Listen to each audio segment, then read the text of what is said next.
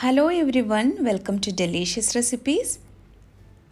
ഇന്ന് നമുക്ക് നല്ല കുറുകിയ ചാറോട് കൂടിയ ഒരു മീൻ കറി തയ്യാറാക്കിയാലോ. വളരെ ടേസ്റ്റി ആയിട്ടുള്ള ഒരു മീൻ കറിയാണിത്. ചോറിൻ്റെ കൂടെയും കപ്പയുടെ കൂടെയൊക്കെ കഴിക്കാൻ പറ്റിയ നല്ലൊരു കറിയാണിത്. പലരും പറഞ്ഞു കേട്ടിട്ടുണ്ട് മീൻ കറി തയ്യാറാക്കി കഴിയുമ്പോൾ അതിൻ്റെ ചാറിന് ഒട്ടും തന്നെ കട്ടിയില്ലെന്ന്. അപ്പോൾ നിങ്ങൾ ഈ രീതിയിലൊന്ന് തയ്യാറാക്കി നോക്കൂ. നല്ല കട്ടിയുള്ള ചാറോടുകൂടി തന്നെ നമുക്ക് ഈ മീൻകറി തയ്യാറാക്കിയെടുക്കാം. അപ്പോൾ ഇതിനാവശ്യമായിട്ടുള്ള ചേരുവകൾ എന്തൊക്കെയാണെന്ന് ആദ്യം നോക്കാം. ഒരു വലിയ സവാളയുടെ പകുതി കട്ട് ചെയ്തെടുത്ത് വെച്ചിട്ടുണ്ട്.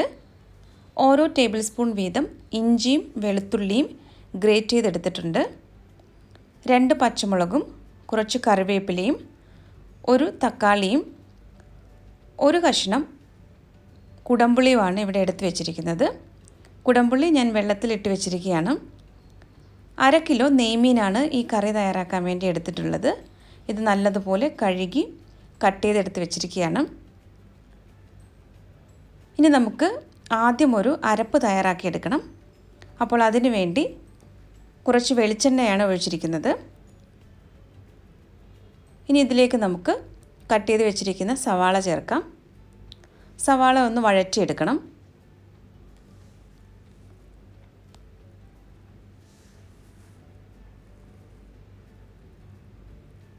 സവാള ഒന്ന് വഴന്നു കഴിയുമ്പോൾ ഇതിലേക്ക് നമുക്ക് ഇഞ്ചിയും വെളുത്തുള്ളിയും ചേർത്ത് കൊടുക്കാം.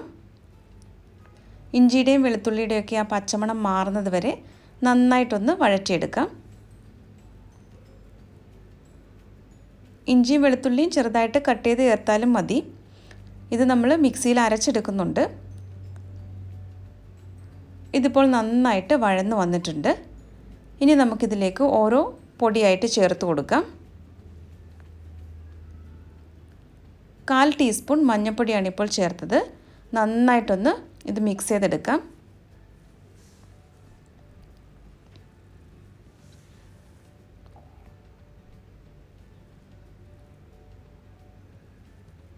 ഒരു ടീസ്പൂൺ മല്ലിപ്പൊടി ചേർക്കാം.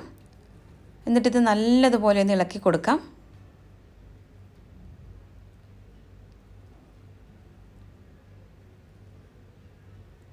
3 ടീസ്പൂൺ മുളക് പൊടിയാണ് ഞാൻ ചേർക്കുന്നത്. കശ്മീരി മുളക് പൊടിയാണ് ഞാൻ ചേർത്തത്. സാധാരണ മുളക് പൊടിയിലും നമുക്കിത് തയ്യാറാക്കാം. കശ്മീരി മുളക് പൊടി ആകുമ്പോൾ നല്ലൊരു കളറ് കിട്ടും കറിക്ക്. ഇപ്പോൾ ചേർത്ത എല്ലാ പൊടികളും നല്ലതുപോലെ ഒന്ന് മൂപ്പിച്ചെടുക്കണം.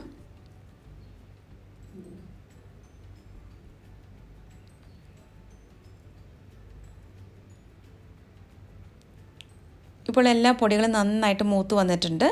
നമുക്കിതിലേക്ക് ഒരു തക്കാളി കൂടി ചേർക്കാം. തക്കാളി നല്ലതുപോലെ ഈ മസാലയുമായിട്ട് മിക്സ് ചെയ്തെടുക്കണം. അതിനുശേഷം നമുക്കിതൊന്ന് അടച്ച് വെച്ചിട്ട് വേവിച്ചെടുക്കാം. തക്കാളി നന്നായിട്ട് വെന്തുടഞ്ഞ് വരണം.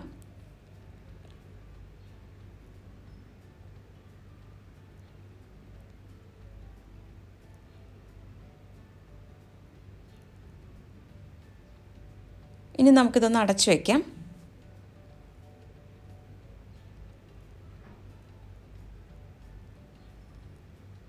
ഇപ്പോൾ പാകത്തിന് തക്കാളി വെന്തുടഞ്ഞ് വന്നിട്ടുണ്ട്. നല്ല സോഫ്റ്റായിട്ട് തന്നെ വന്നിട്ടുണ്ട്. ഇപ്പോൾ ഇത് നല്ല ഡ്രൈ ആയിട്ടിരിക്കുകയാണ്. നമുക്കിതിലേക്ക് അല്പം വെള്ളം ഒഴിച്ചു കൊടുക്കാം.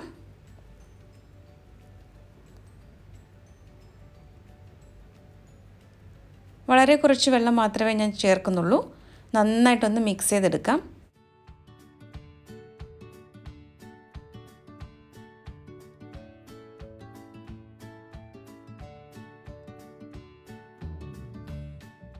അല്പം കൂടി വെള്ളം ചേർക്കുന്നുണ്ട്. എന്നിട്ടിത് നല്ലതുപോലെ ഒന്ന് ഇളക്കി യോജിപ്പിച്ചെടുക്കണം. ഈ കശ്മീരി മുളക് പൊടി ചേർത്തതുകൊണ്ടാണ് ഇത്രയും നല്ലൊരു കളറ് കിട്ടിയിരിക്കുന്നത്.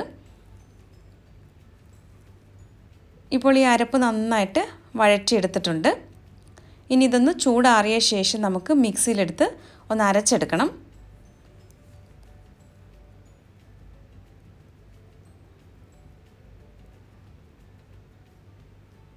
ഇനി നമുക്ക് ഈ കറി എങ്ങനെയാണ് തയ്യാറാക്കുന്നതെന്ന് നോക്കാം. ഒരു മൺചട്ടിയിൽ കുറച്ച് വെളിച്ചെണ്ണ ഒഴിച്ചിട്ടുണ്ട്. ഈ വെളിച്ചെണ്ണ ഒന്ന് ചൂടായി വരുമ്പോൾ ഇതിലേക്ക് 1/2 ടീസ്പൂൺ കടുക് ചേർക്കാം. കടുക് നല്ലതുപോലെ ഒന്ന് പൊട്ടി വരുമ്പോൾ 1/4 ടീസ്പൂൺ ഉലുവയാണ് ഇപ്പോൾ ചേർത്തത്. ഉലുവ നന്നായിട്ടൊന്ന് മൂത്ത് വരുമ്പോൾ ഇതിലേക്ക് നമുക്ക് ബാക്കിയുള്ള ചേരുവകളൊക്കെ ചേർക്കാം. കുറച്ച് കറിവേപ്പിലയും 2 പച്ചമുളകുമാണ് ഇപ്പോൾ ചേർക്കുന്നത്.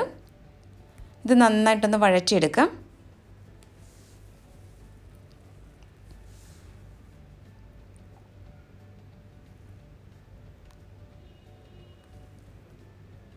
ഇനി ഇതിലേക്ക് നമുക്ക് അരച്ചെടുത്തത് ചേർത്ത് കൊടുക്കാം.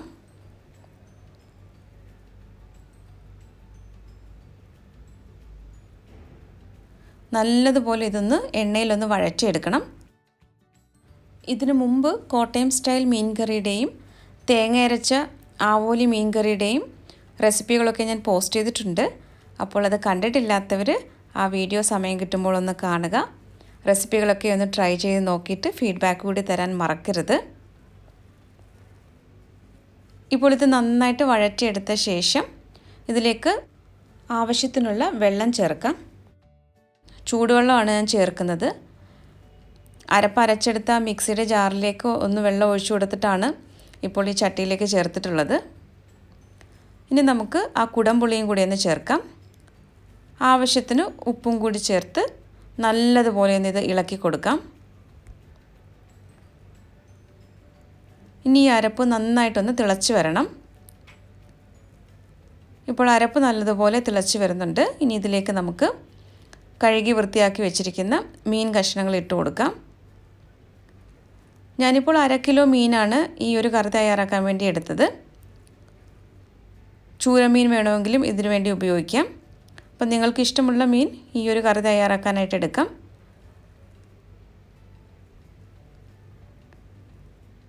ഇപ്പോൾ എല്ലാ മീൻ കഷ്ണങ്ങളും ഇതിലേക്ക് ഇട്ടിട്ടുണ്ട്. ഇനി ഈ സ്പൂൺ ഉപയോഗിച്ച് ചെറുതായിട്ടൊന്ന് ഈ കഷ്ണങ്ങളെല്ലാം ഈ ചാറിലേക്കൊന്ന് ആക്കി വയ്ക്കാം. സ്പൂൺ കൊണ്ട് കൂടുതൽ ഇനി ഇളക്കുകയൊന്നും ചെയ്യരുത്.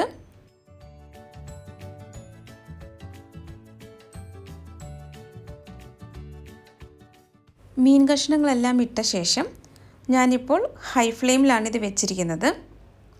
അപ്പോൾ തീ കൂട്ടി വെച്ച് 5 മിനിറ്റ് നമുക്കിതൊന്ന് തിളപ്പിച്ചെടുക്കാം. അപ്പോൾ ഇതൊന്ന് അടച്ചു വയ്ക്കാം.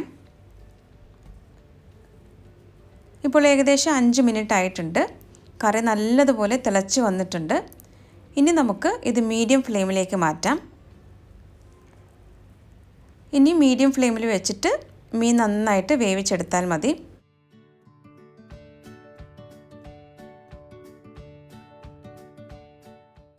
കുറച്ച് കറിവേപ്പില ചേർത്തിട്ടുണ്ട്. ഈ മീൻ കറിയിൽ കുറച്ച് കറിവേപ്പില അധികം ചേർക്കുന്നത് നല്ലത് തന്നെയാണ്. ഇപ്പോൾ മീഡിയം ഫ്ലെയിമിൽ വെച്ചിട്ടാണ് ഈ മീൻ വേവിച്ചെടുക്കുന്നത്. നമുക്കിതൊന്ന് അടച്ച് വെച്ചിട്ട് വേവിച്ചെടുക്കാം.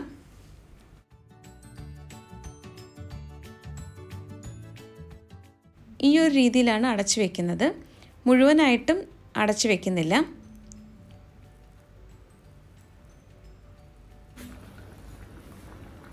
ഇപ്പോൾ കറി നന്നായിട്ട് തിളച്ച് വന്നിട്ടുണ്ട്.